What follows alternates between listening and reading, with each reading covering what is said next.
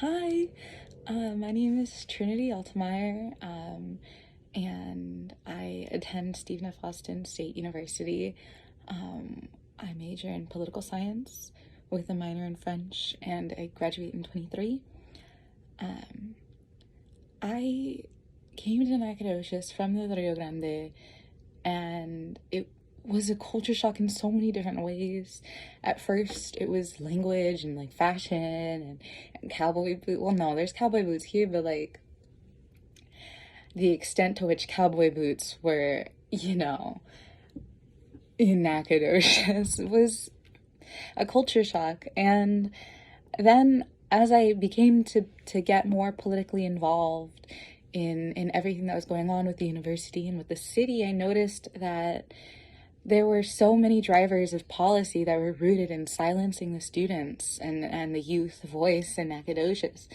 And I guess that was my main inspiration for why I continued to do this kind of activism, this kind of noticing the voting rights and infringements upon which the barriers to voting that were placed on the students that you wouldn't think were barriers to voting. Simply, the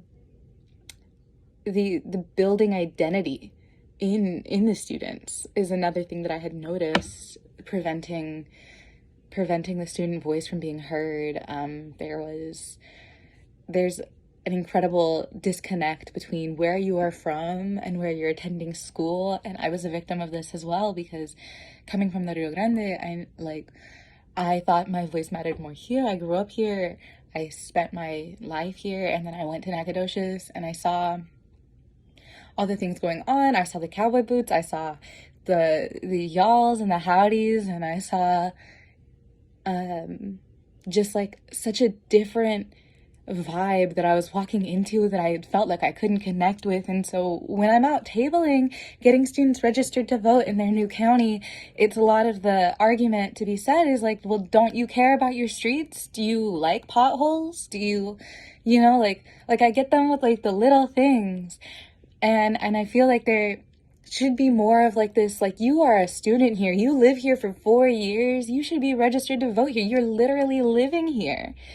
And that I feel is something that doesn't motivate students as much as it should, being though like they'll argue, oh, well, I'll go back home and vote, which, I mean, we know that they won't, but that's okay.